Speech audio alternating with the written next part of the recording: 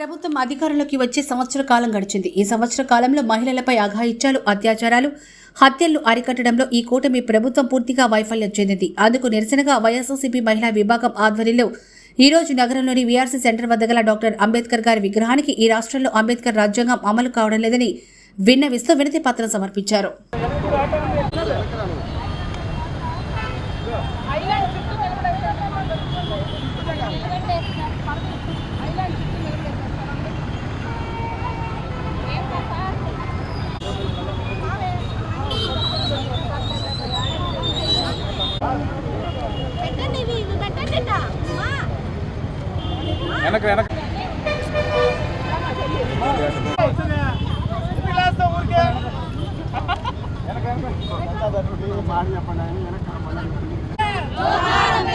జై జగన్ జై జగన్ జై జగన్ జై జగన్ జై జగన్ జై జగన్ జోహార్ అంబేద్కర్ జోహార్ అంబేద్కర్ జై జగన్ జై జగన్ జై జగన్ జై జగన్ జై జగన్ ఆడపిల్లలపై అఘాయిత్యాలు అరికట్టాలి. ఆడపిల్లలపై అఘాయిత్యాలు అరికట్టాలి. ఆడపిల్లలపై అఘాయిత్యాలు అరికట్టాలి.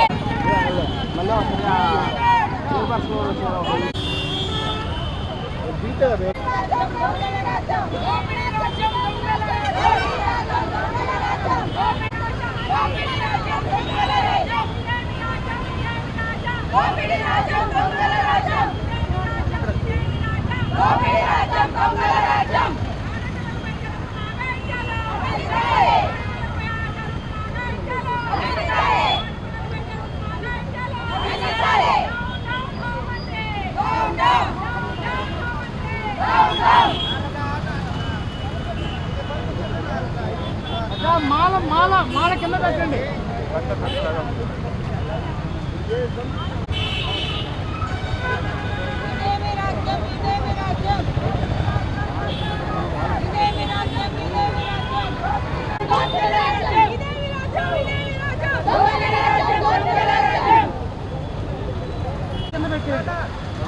ఆగు ఒకరోజు చెప్పా పట్టుకోండి ఒకరోజు చెప్పా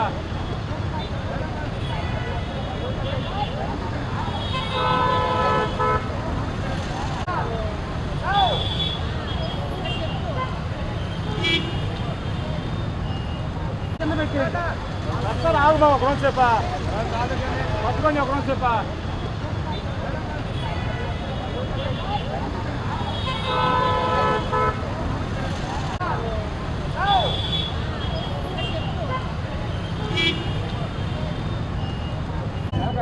జై జగన్ మేడం మేడం చూడు మేడం. జిందాబాద్ వైఎస్ఆర్ కాంగ్రెస్ పార్టీ. జిందాబాద్ జిందాబాద్ వైఎస్ఆర్ కాంగ్రెస్ పార్టీ. జిందాబాద్ అరికట్టాలి. ఆడపిల్లలపై జరుగుతున్న అఘాయిత్యాలు అరికట్టాలి. ఆడపిల్లలపై వైఎస్ఆర్ కాంగ్రెస్ పార్టీ మహిళలందరికీ, పత్రికా విలేకరులకు, మీడియా వారికి నా ధన్యవాదాలు తెలియజేస్తున్నాను.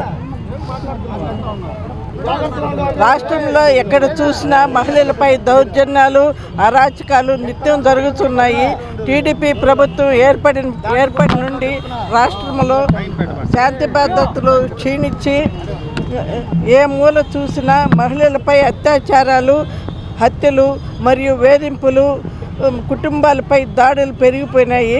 ఇలాంటి సంఘటనలు వైఎస్ఆర్ కాంగ్రెస్ పార్టీ తరఫున మేము తీవ్రంగా ఖండిస్తూ, ఇకపైన ప్రభుత్వం ఇలాంటి చర్యలు పునరావృతం కాకుండా శాంతి భద్రతలను కాపాడాలని కోరుకుంటున్నాను. ఈరోజు రాష్ట్రంలో కూటమి ప్రభుత్వంలో మహిళలకు, బాలికలకు ఎటువంటి రక్షణ కానీ భద్రత కానీ లేకుండా పోయింది. అనంతపురంలో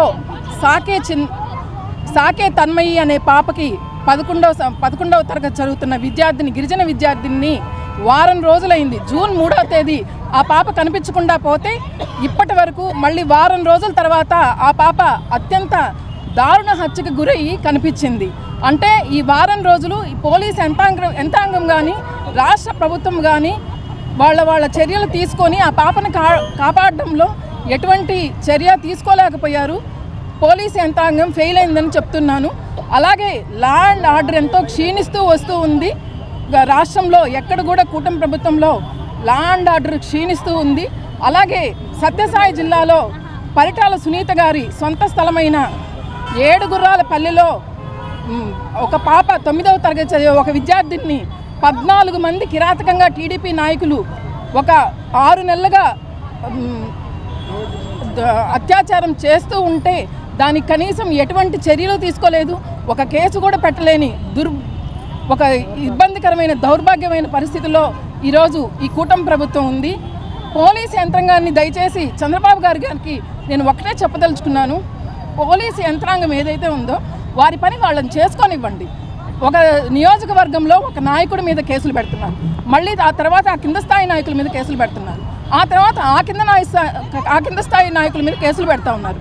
ఇలా కేసులు పెడుతూ ఉంటే పోలీసు వారికి ఈ అక్రమ కేసులు అక్రమ అరెస్టులు చేయడానికి టైం సరిపోతుందా? సామాన్య ప్రజలు ఎవరైతే ఉన్నారో, బాలికలు ఎవరైతే ఉన్నారో, ముఖ్యంగా మహిళలు ఎవరైతే ఉన్నారో వీళ్ళందరికీ భద్రత కల్పించడానికి వాళ్ళకి టైం కావాలా అంటే మీరు అక్రమ కేసులు పెట్టడం ఆపాలని చెప్పి చంద్రబాబు నాయుడు గారిని ఈ సందర్భంగా మీడియా ముఖంగా నేను తెలియజేసుకుంటున్నాను, అడుగుతున్నాను. అంతేకాదు ప్రతి మహిళ కడుపులో చల్ల కదలకుండా ఇంట్లో కూర్చొని మొన్నటి వరకు రేషన్ తీసుకుంటున్నారు. కానీ కూటమి ప్రభుత్వం వచ్చిన ఈ సంవత్సరం తర్వాత ప్రతి ఒక్కళ్ళు రోడ్డు మీదకి వచ్చి రేషన్ తీసుకోవాల్సిన పరిస్థితి ఏర్పడింది. బెల్ట్ షాపులు అడుగడుగున బెల్ట్ షాపులు ఉన్నాయి. ఈ బెల్ట్ షాపులు మాత్రం ఇంటింటికి మద్యం చేర్చడంలో మాత్రం కూటమి ప్రభుత్వం సక్సెస్ అయింది. కానీ రేషన్ మాత్రం రోడ్డుకు వచ్చి మహిళలందరూ రోడ్డు మీద ముసలి ముత్తగా ప్రతి ఒక్కళ్ళు రోడ్డు మీదకి వచ్చి రేషన్ తీసుకోవాల్సిన పరిస్థితి ఏర్పడింది.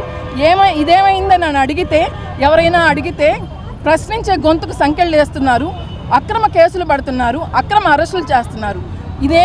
ఇదేమి న్యాయం అని చెప్పి ఈ సందర్భంగా నేను చంద్రబాబు నాయుడు గారిని ప్రశ్నిస్తూ ఉన్నాను.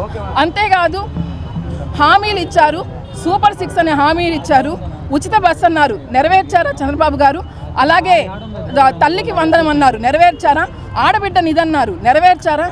ప్రతి అన్ని ఏదైతే సమస్యలు ఉన్నాయో చెప్పాలి కదండి. కాదు ఏవైతే హామీలు ఇచ్చి ప్రభుత్వాన్ని ఏర్పరచుకున్నారో ఆ హామీలు నెరవేర్చకుండా మహిళలకి బాలికలకి రక్షణ భద్రత లేకుండా పోతూ ఉంది. కాబట్టి మేము ప్రశ్నిస్తున్నాం కాబట్టి అక్రమ కేసులు బనాయిస్తున్నారు. అందుకనే ఎవరైతే ఉన్నారో పోలీసులు ప్రజలకి ఎవరైతే సామాన్య ప్రజలకు ఎవరికైతే భద్రత కల్పించాలో భద్రత లేకుండా పోయింది. సామాన్య మహిళలని, అంగన్వాడీలని, వాలంటీర్లని, ప్రతి ఒక్కరిని చిన్న చిన్న ఉద్యోగాలు చేసుకునే వాళ్ళని అందరి మీద కూడా దాడులు చేస్తున్నారు. ఈరోజు ఒక కుటుంబంలో ఒక గృహిణి బాగుంటే ఆ కుటుంబం బాగుంటుంది, ఆ కుటుంబం బాగుంటే ఆ నగరం బాగుంటుంది, ఆ నగరం బాగుంటే ఆ రాష్ట్రం బాగుంటుంది. మా డిమాండ్ ఏం లేదు. రాష్ట్రంలో ప్రతి మహిళ, ప్రతి బాలిక గాంధీ గారు ఏం చెప్పారంటే అర్ధరాత్రి స్వాతంత్రం వస్తే ఒక మహిళ రోడ్డు మీద తిరిగితే స్వాతంత్రం వచ్చినట్టు అన్నారు. ఈరోజు పట్టపగలు కూడా మహిళలు రోడ్ల మీద తిరగలేకపోతున్నారు. గంజా అయితేనేమి, బెల్ట్ షాపులు ఏదైతేనేమి వీటి మీద ఉక్కుపాదం మోపి చంద్రబాబు నాయుడు గారు ఇవన్నీ లేకుండా నివారించాలని, అలాగే మహిళలకు, బాలికలకి ముఖ్యంగా ఈ రాష్ట్రంలో భద్రత కల్పించాలని మీ ద్వారా కోరుకుంటున్నాను. ఈరోజు ఇక్కడికి వచ్చిన ప్రతి మహిళకి, ఇంత ఎండలో స్వచ్ఛందంగా వచ్చి నిలబడిన ప్రతి మహిళకి, అలాగే మా స్వరాన్ని ప్రజలకు అందించే మా మీడియా మిత్రులందరికీ ధన్యవాదాలు తెలుపుకుంటున్నాను. ఈరోజు కూటమి ప్రభుత్వం అధికారంలోకి వచ్చి ఏడాది పూర్తి చేసుకుంది. ఈ ఏడాది కాలంలో మహిళలకి అనేక హామీలు ఇచ్చి నెరవేరుస్తామని చెప్పేసి ప్రజలు నమ్మించి ఈరోజు అధికారంలోకి వచ్చారు. కానీ అధికారంలోకి వచ్చిన తర్వాత వాటిని అన్నింటినీ విస్మరించి మహిళల్ని ఆర్థికంగా వెనుకబడేలాగా ఈ కూటమి ప్రభుత్వం చేయడమే కాకుండా ఈ ఏడాది కాలంలో బాబు గారి ప్రభుత్వంలో ఆర్భాటాలే తప్పితే ప్రజలకిచ్చిన హామీలను నెరవేర్చడంలో పూర్తిగా విఫలం చెందింది. అలాగే బాలికలు, మహిళా రక్షణ విషయంలో కూడా ఈరోజు ఆంధ్రప్రదేశ్ ప్రభుత్వం పూర్తిగా వైఫల్యం చెందిందని ఈరోజు ప్రతి ఒక్క మహిళ కూడా గొంతెత్తి బాధపడుతూ ఉన్నారు. కారణం ఏమంటే ఇటీవల జరుగుతున్న అనేక అన్యాయాలు కూడా ఆంధ్రప్రదేశ్లో నిన్నటికి నిన్న అనంతపురంలో జరిగింది కానివ్వండి, సత్యసాయి జిల్లాలో కానివ్వండి, వైజాగ్ భీమిలిలో కానివ్వండి, పిఠాపురంలో కానివ్వండి, కడపలో జరిగిన ఈ సంఘటనలన్నీ చూసుకుంటే కూడా మహిళలు ముఖ్యంగా బాలికల పైన ఈ నెల కాలంలో అనేక అత్యాచారాలు సంఘటనలు అరాచకాలు జరిగాయి. ప్రశ్నిస్తున్న ప్రతి మహిళను కూడా ఈరోజు కేసులు పెట్టి వేధిస్తున్నారు. ఈ చంద్రబాబు నాయుడు గారు ప్రభుత్వం వచ్చిన తర్వాత దాదాపుగా ఈ సంవత్సర కాలంలో 188 మంది మహిళలు అత్యాచారానికి గురయ్యారు. అలాగే 15 మంది అత్యాచారానికి గురయ్యి ఈరోజు వాళ్ళు చనిపోవడం జరిగింది. నిజంగానే కూటమి ప్రభుత్వంలో మహిళలకు రక్షణ లేదు అనేదానికి ఇవి మాత్రం ఎగ్జాంపుల్స్. కానీ ఈరోజు వెలుగులోనికి రానికి మహిళల సంఘటనలు అఘాయిత్యాలు ఎన్నో ఉన్నాయి ఈరోజు కూటమి ప్రభుత్వంలో జరుగుతున్నాయి. కానీ మహిళా రక్షణ మీద దృష్టి పెట్టకుండా ఈరోజు ఎవరైతే ప్రశ్నిస్తారో మహిళల పైన ముఖ్యంగా అగౌరవపరిచేటట్టు ఎవరు వ్యాఖ్యలు చేసినా వాళ్ళని ఖచ్చితంగా వైఎస్ఆర్ కాంగ్రెస్ పార్టీ కానీ ఏ పార్టీ అయినా ఖండించాల్సిందే. కానీ ఈరోజు మహిళా గౌరవం అనే ముసుగులో నిన్నటి నుంచి చూస్తున్నాం మనం. ఎవరైతే అక్రమంగా కొమ్మినేని గారిని అరెస్ట్ చేసినప్పుడు ఇదే టీడీపీ గవర్నమెంట్లో పెద్ద నాయకులందరూ గారు మహిళల్ని గౌరవించకుండా అగౌరవపరుస్తూ ఎన్నో సందర్భాల్లో ఎన్నో వ్యాఖ్యలు ఎన్నో డిబేట్స్లలో ఎన్నో స్టేజెస్ పైన కూడా మాట్లాడడం జరిగింది. కాబట్టి ఈరోజు మహిళలందరూ చెప్తున్నారు. సో మహిళల్ని గౌరవించడం లేని చిత్తశుద్ధి ప్రభుత్వానికి మహిళల రక్షణ కల్పించడం ఏ విధంగా సాధ్యమవుతుంది? కాబట్టి మన హోమ్ మినిస్టర్ గారు కూడా చెప్తున్నాం, అమ్మ అనే గౌరవానికే ఈరోజు అనేక సందర్భాల్లో మనం విన్నాం కూడా. హోమ్ మినిస్టర్ గారు గతంలో ఏమన్నారంటే విజయమ్మ భారతమ్మ అనిగా సంబోధిస్తున్నారంటే అమ్మ అనే ఒక పదాన్ని కూడా ఈరోజు ఆవిడ వ్యంగ్య భాషలో దానికి అర్థం చెప్పడం జరిగింది. రేపు ప్రజలు ఎవరైనా సరే అమ్మ అనాలంటే కూడా రేపు భయపడే పరిస్థితిలో ఉన్నారు. మహిళల్ని గౌరవించే పొజిషన్లో ఉండే వాళ్ళందరూ కూడా ఖచ్చితంగా ఈ మహిళా రక్షణ వైపు అడుగులు వేయాలి. కానీ వాళ్ళు మిగతా వాటిపైన దృష్టి పెట్టడం చాలా బాధాకరంగా ఉంది. ఈరోజు కూటమి ప్రభుత్వంలో ముఖ్యంగా మహిళలకు ఇచ్చిన హామీలను నెరవేర్చాలి. అదేవిధంగా మహిళా రక్షణ పైన దృష్టి సారించాలి. ఒక మదర్గా నేను చెప్తున్నాను, బాలికలు ఈరోజు పసిబిడ్డలు చిన్న ముక్కు పచ్చలారిన పసిబిడ్డలు ఈరోజు అఘాయిత్యానికి గురయ్యారంటే దానికి కారకం ఈ ప్రభుత్వ వైఫల్యమని ఖచ్చితంగా తెలియజేస్తూ రాబోయే రోజుల్లో మహిళలకు ఇచ్చిన హామీలను నెరవేర్చకపోయినా మహిళా రక్షణ కొరబడినా కూడా మహిళలందరూ ఉధృత స్థాయిలో ప్రభుత్వాన్ని ప్రశ్నిస్తారని ఈ సందర్భంగా తెలియజేస్తారు.